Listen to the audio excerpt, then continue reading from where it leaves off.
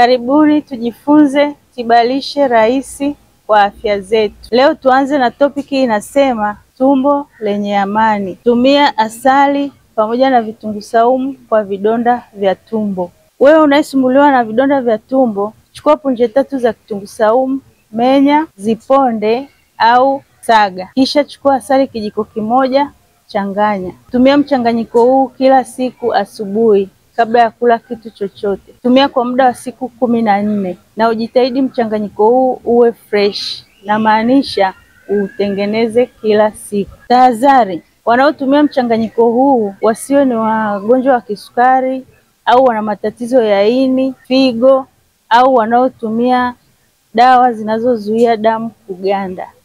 Asanteni kwa kunisikiliza.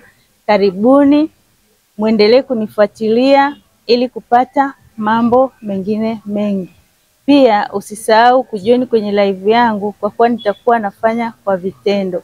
Karibuni sana. Kama kuna mtu yote ana tatizo na alikuwa anahitaji labda nimwelekeze atumie nini, naomba aandike kwenye comment, nitamsaidia. Pia unaweza kuwasiliana na mimi kwa kutumia namba hizo zinazoonekana kwenye screen ambazo ni 0755 70 74 64.